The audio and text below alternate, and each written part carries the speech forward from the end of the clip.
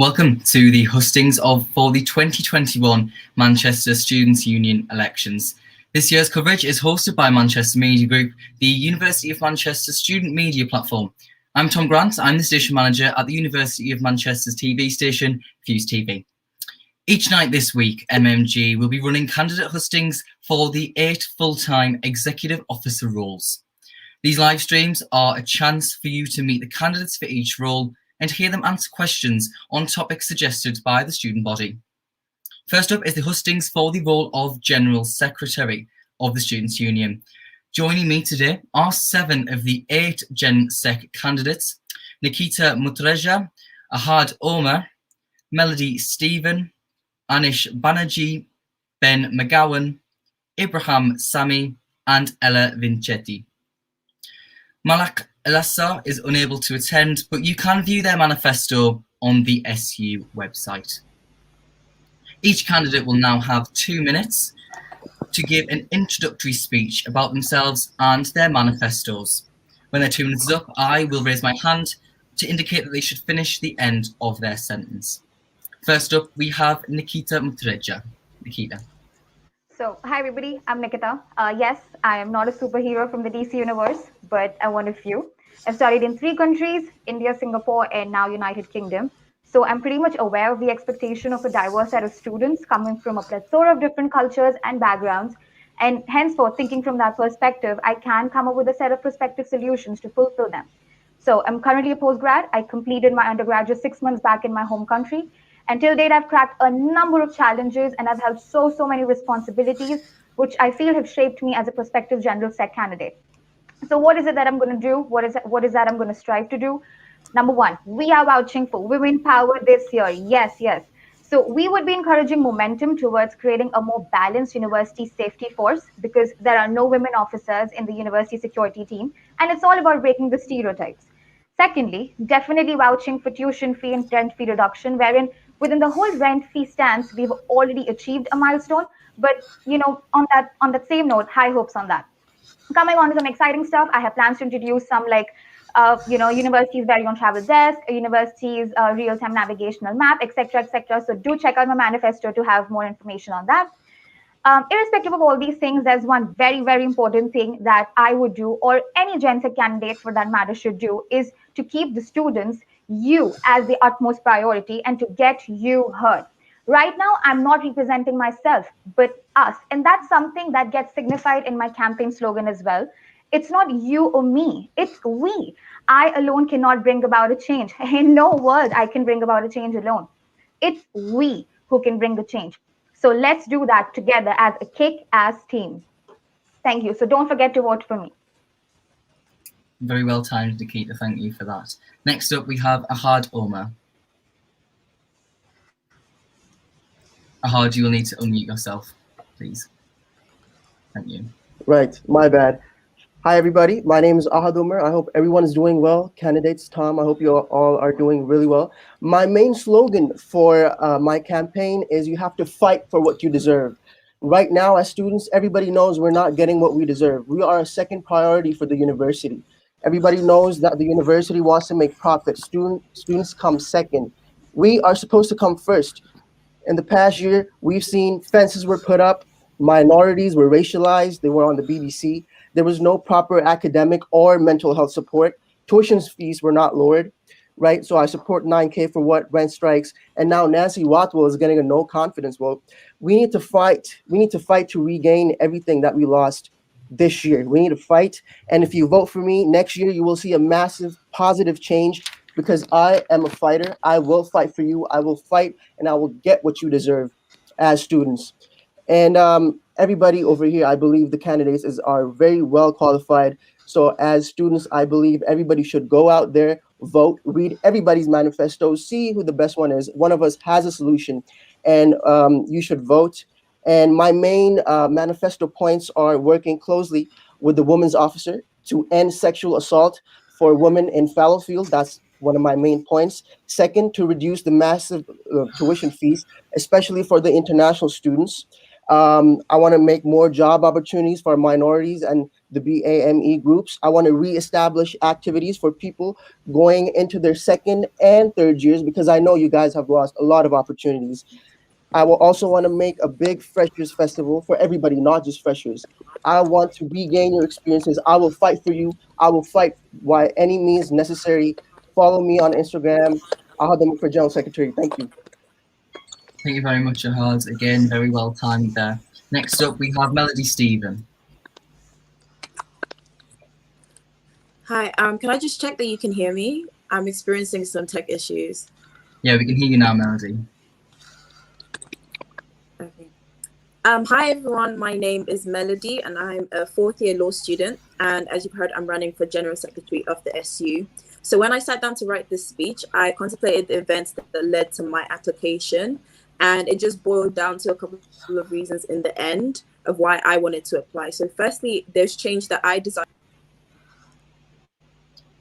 We seem to have lost Melody there. We will come back to her. At the meantime, we will go to Anish Banerjee.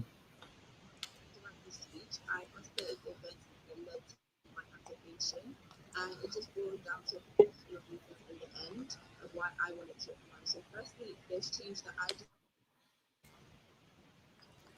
We seem to have lost Melody there. We will come back to her. At the meantime, we will go to Anish Banerjee.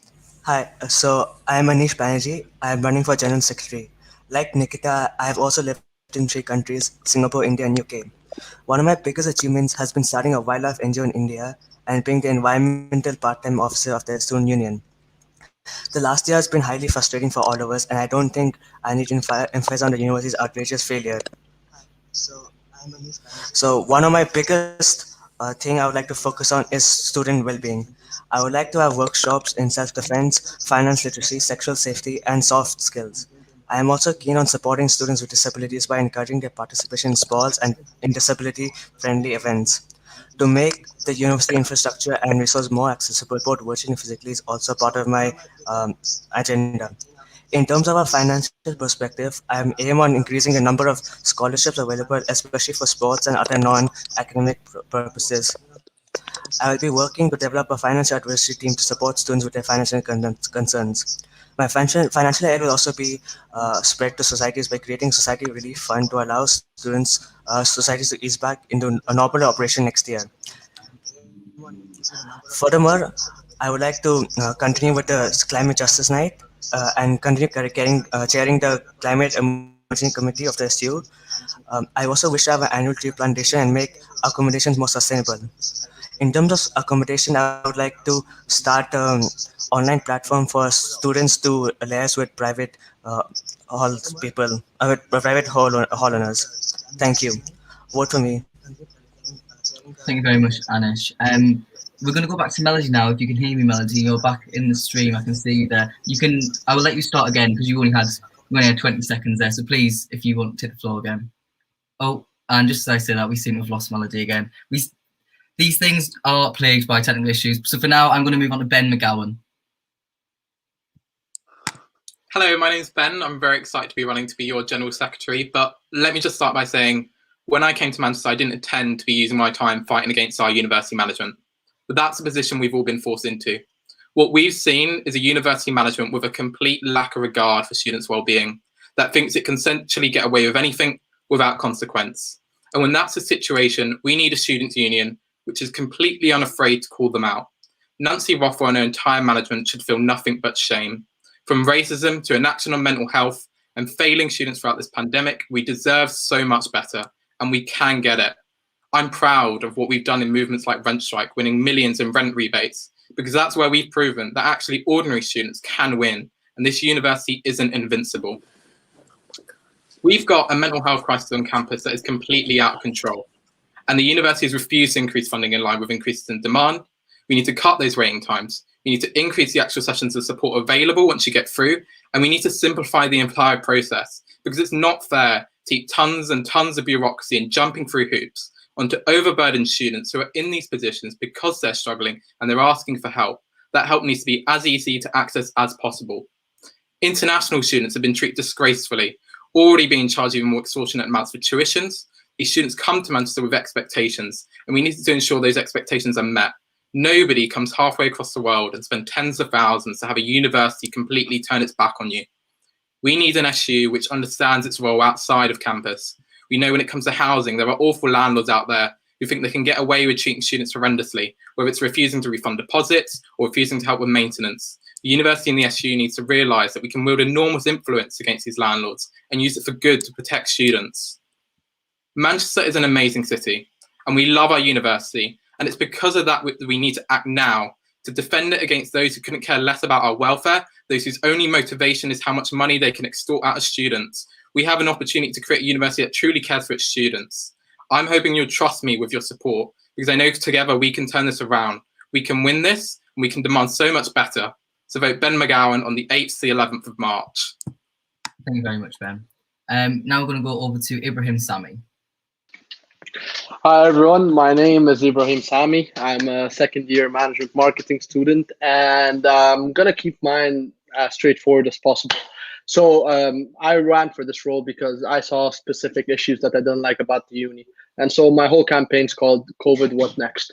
These issues were mainly highlighted by coronavirus and what happened and all the problems that we faced. And I'd rather be more realistic and not blame people and just try to focus on what I would like to do for all of us as a student body. So number one, everyone comes to university for education. And one of the biggest problems with education this year was lack of communication or miscommunication. So I'd love to fix that through lots of different ways, like streamlining information before sending it out to students, actually implementing more billboards throughout the university for the people there. Second thing that I wanted to work on was creating more reach for students to the professional world, no matter what you're doing. So students in first year and third year or fourth year, whatever your course is, you could actually not have that problem of, oh, what do I want to do with my life? But instead you have the actual resources to talk to people. And third thing that I wanted to do was actually something that lots of people would love, is kind of have an extended freshers fair, a 2-week freshers fair, something that I had already brought upon, like the topic, but the Freshers Festival, something where the students, when all restrictions are lifted and next year comes around and first year students this year that are going to be second year students next year could enjoy. And that's something that I would love to do.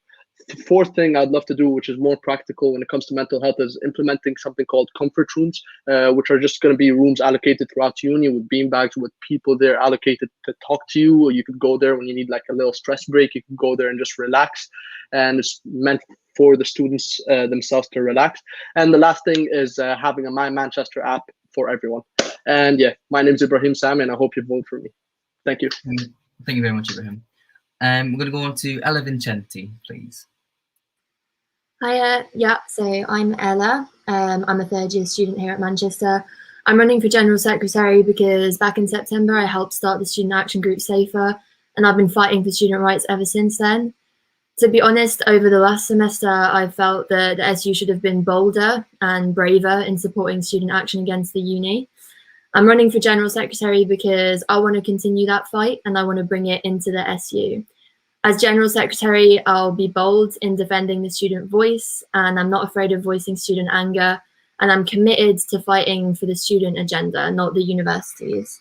So my central focuses, amongst others, will be creating better channels of communication between students and their officers through social media pages where students can directly talk to the relevant officers and view stories and reels from inside the SU so that everyone can actually see what the officers team is doing for them.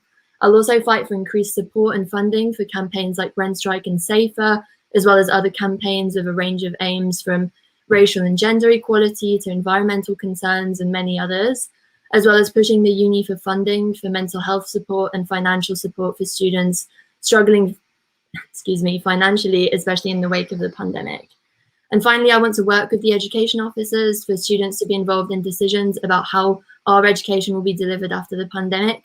Online learning has failed a lot of people, particularly DAS students, and I want to call a vote so that actual students get a say in the future of their education. Of course, I'll also lobby for a tuition fees refund for everyone, especially international students. But overall, as General Secretary, I won't just speak for everyone, I'll speak to you, and I'll work alongside you and other students and officers to make sure that every student in Manchester feels like their voice is being heard by the SU. because it's your students' union, and I will hold the right people accountable so that actual change happens. Thank you. Vote for Ella Vincenti. Thank you, Ella. Melody, if you can hear me, please take the floor again. You can have your full 2 minutes. Can you hear me? Yes, we can. Melody, if you maybe perhaps turn your camera off, your connection might improve. It might be better if we can just hear you. It's fine. Thank you. I'll try that.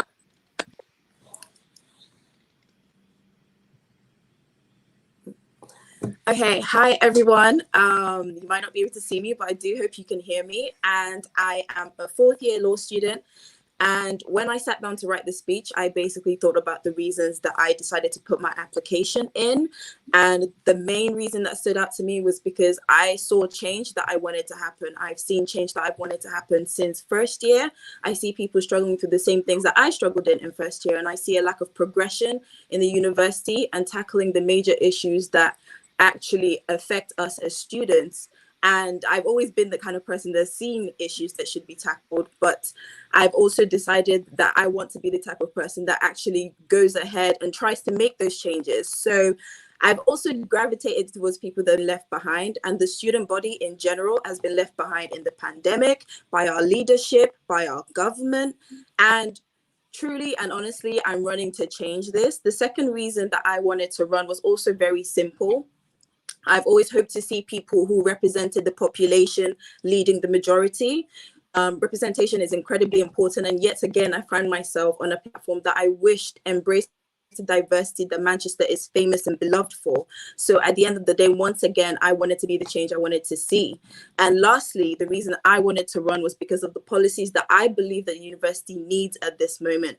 I want mental health to get the attention that it deserves at this university, specifically in men who have experienced incredibly high rates of suicide, which have no doubt been exacerbated by the pandemic.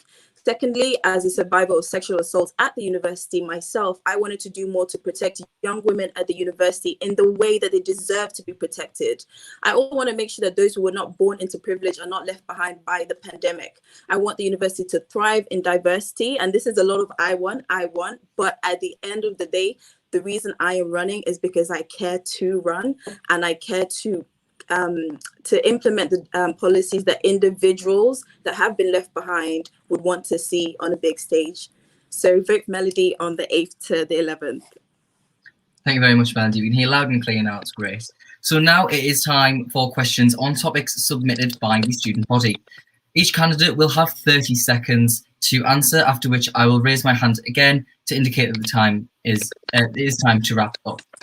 The first question we're going to start with is the following. What are your thoughts on the experiences of students studying during the pandemic and the support and policies provided by the university during this time? We're going to begin with Ella Vincenti. Yeah, so my thoughts about the educational experience and the learning experience this past year is that it's not been up to par. I've spoken to a lot of students and actually wrote a report about comparing our education to the Open University. We pay over 30% more than they do, yet the delivery of online learning during the pandemic has just not been up to par. I think this should be reflected in the tuition fees refund, and I think there needs to be a clear plan for how education is going to continue to be delivered post-pandemic. Thank you, Ella. Next, we're going to go to Melody Stephen.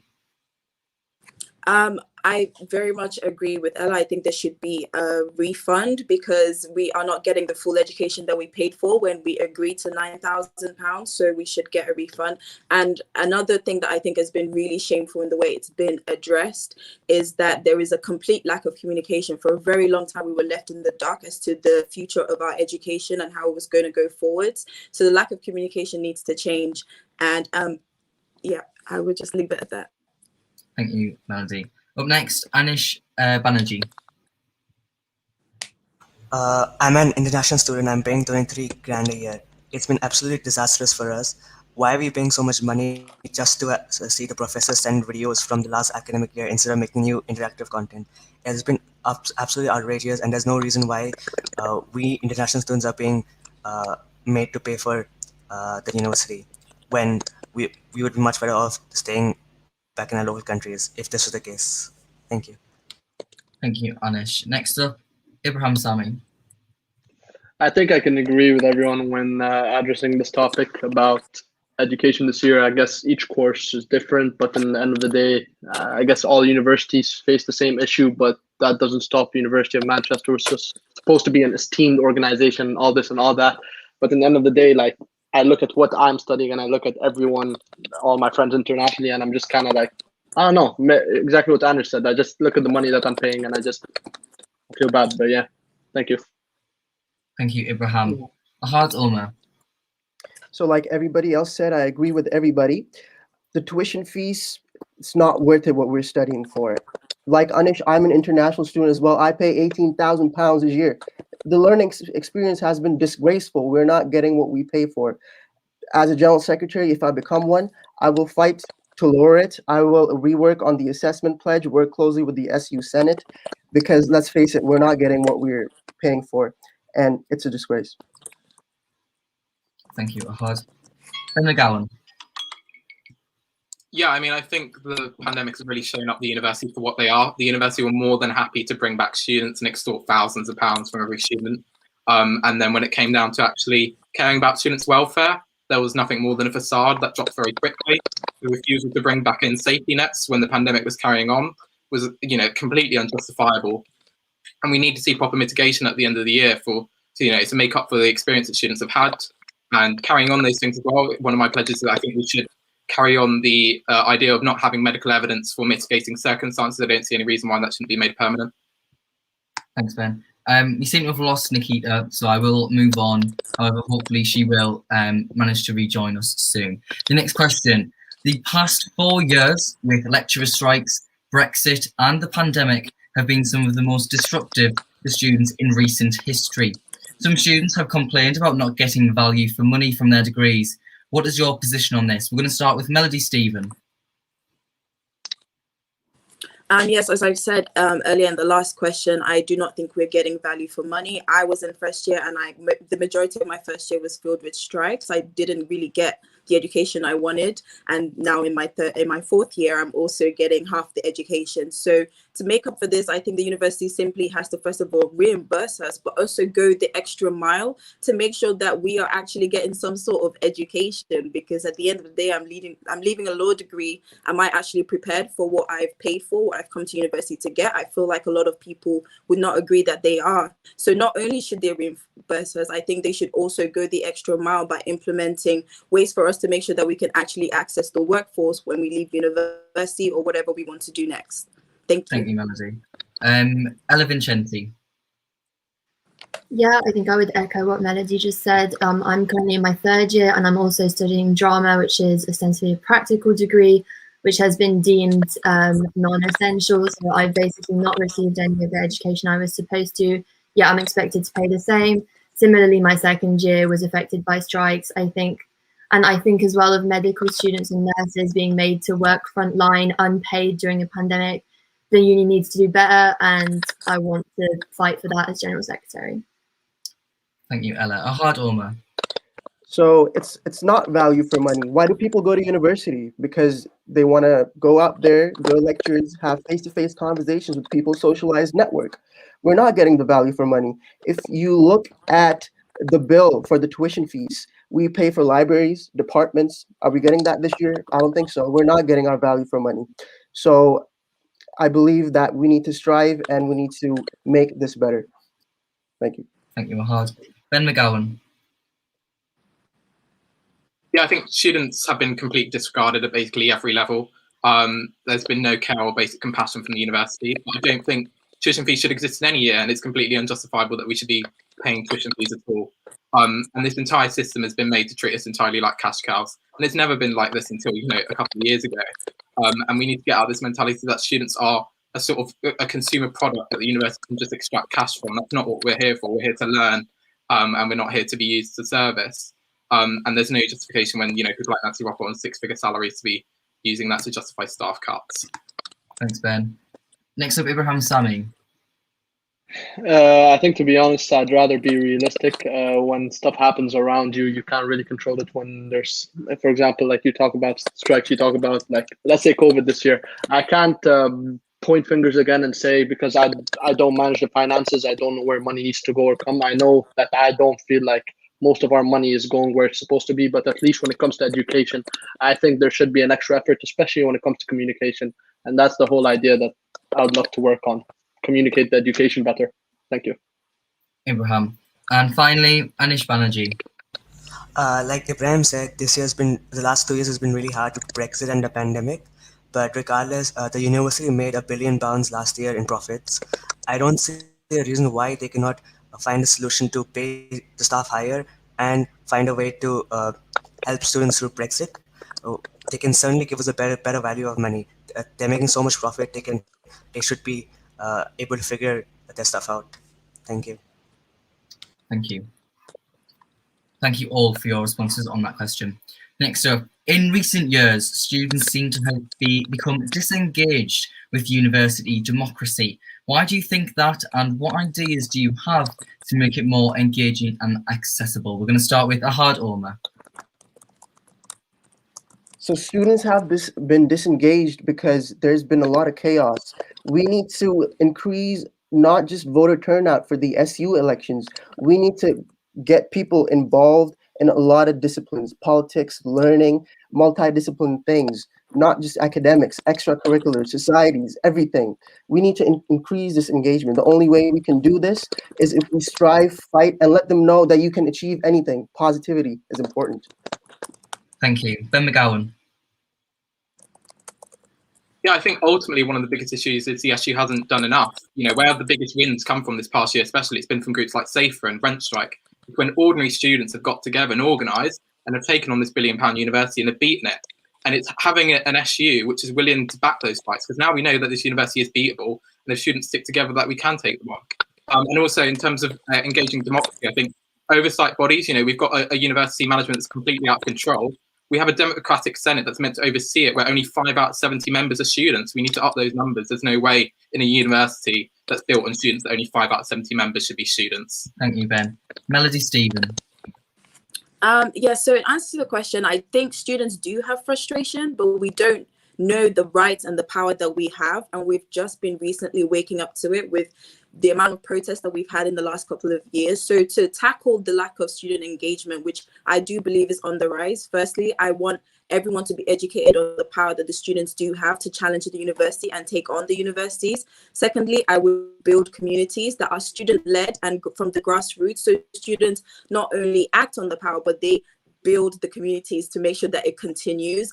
And lastly, just actually do things, like actually go out and implement the things that we want to see change. Thank you. Thank you, Melody. Ella Vincenti. Yeah, I would echo Ben's feelings that I mean, I don't personally believe that students are apathetic. I think this year has shown through the rise of groups like Rent Strike and SAFER and loads of other groups across campus, students can voice their anger, and they will hold the powers that be accountable. And I think the SU should actually be courageous and support that publicly and stop calling these campaigns too radical, provide funding and support on social media and training for these campaigns, and I'll fight for that. Thank you, Ella. Ibrahim Sami. I think your question was kind of highlighting engagement, and I think the easiest thing for me to say is just exactly what I would love to do. One of the main things that I would love to do and leave if I do win this role, and that's create a My Manchester app where every student that enters the uni and exits the uni has it. It's a social media platform. You can have all your calendars, whatever. And I've already been talking to lots of people to try to implement that. So even if I don't win, I could help whoever wins implement that. And to talk about engagement, that would be the easiest way to engage students in this digital world we live in. So yeah, thank you. Thank you. And finally, Anish Banerjee. So as this year I am the environmental part-time officer, I realized that students are willing to participate. However, the biggest issue is firstly lack of communication from the university. And furthermore, there's simply too much bureaucracy. Like as a part-time officer, I myself, I'm struggling to find out the correct committee and the correct department to contact about having sustainable events. So I believe there has to be a lot more clarity and communication about all the university's policies, and even from the SU. Thank you. Thank you again all for your responses on that question. The next question, If the worst case scenario happens and COVID restrictions resume at the start of the next academic year, what plans do you have to foster a sense of community at the University of Manchester and a well-rounded student experience? We're going to start on this one with Ibrahim Sami.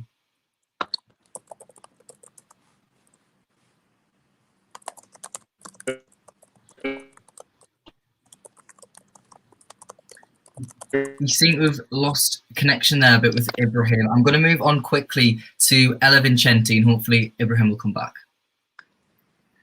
I think that's a big task to undertake. All I can say is that I would urge the uni and the SU to talk to students about what they need, like actually ask the student body about how they want a community to be fostered, about what needs to happen to make them feel more secure, more protected by their university, and how the uni and the SU are going to work together to facilitate student needs. So all I can say is I'll listen and hopefully help develop that.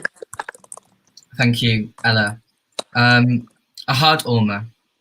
So like Ella said, it is unknown. We don't know what's going to happen. In the worst case scenario, if COVID restrictions do not lift up, we need to not be afraid of the unknown. We need to make the unknown into a positive. We turn the negatives into a positive. We ask the students, what do you want? And look for the best solution. There's always a solution to anything. We need to practice. We need to see what's going on, and we need to strive for positive change.